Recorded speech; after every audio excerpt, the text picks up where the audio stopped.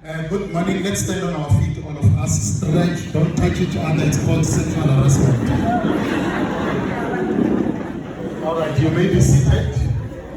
I'm just gonna bring the point across and then go and sit down. I need to leave to other engagements. But let me acknowledge Didi, Ma'am Kuzana, for your presence and your passion for leadership. Thank you so much. Namasekela, and every face that is familiar and all protocol observed.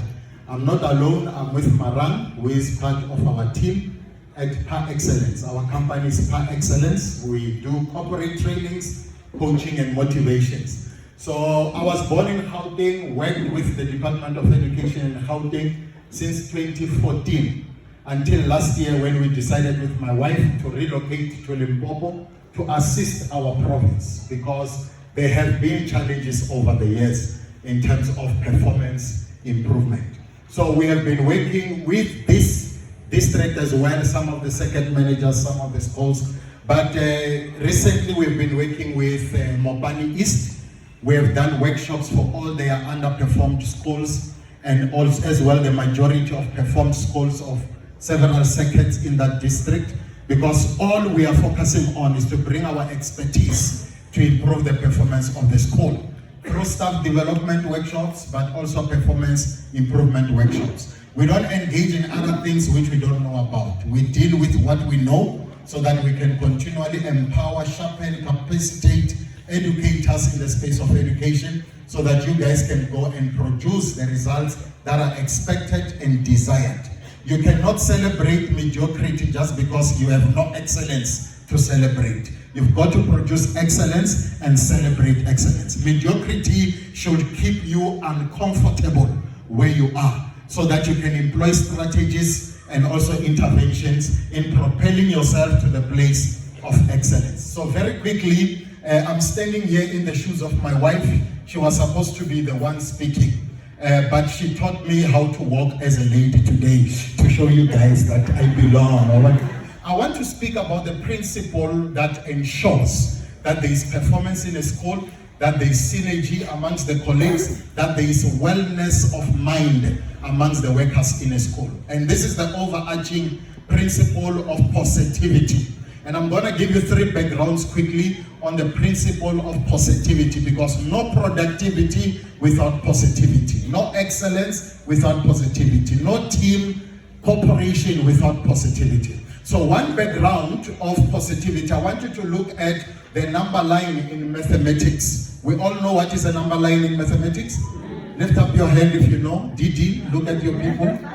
All right, so the number line has got numbers on the right which are positive numbers, again, and then 0 is a neutral number. On the left, you are talking negative numbers. So we need to grow towards the right side of the number line, which is the right side of positivity. Positive numbers, they grow in positivity. We count them positive 1, positive 2, positive 3, and to the infinite number because of the growth in positivity. Positive people in a workplace environment don't need endorsement. They don't need backup. They don't need to be tapped on the shoulder in order for them to be productive, because positivity can thrive on its own, but negativity needs backup. Negativity needs support. If there are people not encouraging you to be negative, you feel like a loner in the space. You feel lost. But with positivity, people can thrive and swim upstream on their own without the tapping on the shoulder from anybody else. Now, also with negative numbers, they grow, but they grow negatively. Again, when we count on the left, we say negative 1, negative 2, negative 3. So it's not actually growth, that one. It's deterioration. And that's why in your school, you might have negative educators, whom for the past 3 years, they've been negative, but you were hopeful that they're gonna change. 3 years later, they've become worse instead of changing from being negative, because they are deteriorating in negativity. And we don't need such people in our schools. But if you don't have intervention where you call experts like ourselves to come and build your team, to come and make sure that we develop people personally and position them for positivity and excellence, you'll continually sit on the same fire for years. So you will be just pretentious. Your smile does not come from the heart. It's just pretense. It's a semblance that you are showing the world that you are well. But you know as a principal that within you, you are not okay with the stuff that you are leading because of the opposite principle of negativity, which is not needed in our schools. But number two, in science, when you rub two objects together, there are electrons that are released. And the other object becomes a positive object, the other one becomes a what? Talk to me, class. The other one becomes a what? A negative object. Now, I want you to imagine the battery of your car. The battery of your car has got two terminals, positive terminal and a negative terminal. Did you know that if you are installing the battery of the car to cause the car to be mobile, you got to install the positive terminal first? Because the positive terminal recharges the battery. But if you install the negative terminal, it eats up on the power of the battery. Hello, class? Hello. So if we want the vehicle, which is your school, to be mobile, to be propelled from where it is to the next level, you need to plug in the positive terminal first.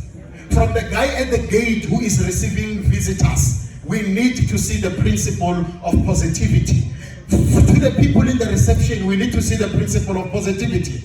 To you in your office as a principal, we need to see the principle of positivity, because positivity recharges the battery, which is a system that causes the vehicle to be mobile. The last one is a background in neuroscience. With neuroscience, we are talking about two attitudes only. There is no neutrality. Positive attitude or negative attitude. There is no in-between attitude. It's either you are positive or you are negative. There's no neutrality. And if you are positive, you're going to attract positive results. If you are negative, you're going to attract negative results. Now, negative attitude people, they thrive under the environment of toxicity. And that's why they can find people happy, buoyant, excited, and enthusiastic. They will create something that charges the atmosphere with negativity because that's where they are comfortable. So you need people with positive attitude, whom when they find a negative spirit, they deal with it before it grows and be empowered to destroy the rest of the institution.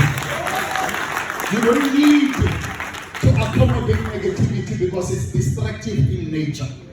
We need to encourage as principals, our staff members, and everyone engaged in the day-to-day performance of our institutions to be a positive person. And I know you are dealing with longevity in your schools. People who have been long in the system, that they don't think that there's anybody who can tell them anything. Now, longevity is not a measure of productivity. It's not about how long you've been there. It's about how productive can you be from your workspace. So we are ready as par excellence to come and empower your staff members and even yourself. It's not about just exciting you with motivation and keeping your spirit high, but it's about empowering you with strategies of how to survive even in our absence. I've got 3 books out of the 13 books that I've written. But I want to just give you the titles and then later on you will order them. I'm going to give you my number after this. I have a book titled Dream Must Never Die. It's a book that inspires you to wake up to a bigger picture every day. If you don't have a dream to wake up to, you will rely on the alarm clock to wake you up. But when you have a dream, your system gets accustomed to the quality of your dream. And automatically and naturally, you wake up to that bigger picture on a daily basis. Even when you walk, you don't walk like you have retired before retirement. You are empowered and encouraged by the size and the quality of your dream. Then there's a book here called Your Mind is Your Mine, which means there are treasures that are stored in all our minds. But if we don't access those treasures, we will remain mediocres when we have the potential to be peak performers.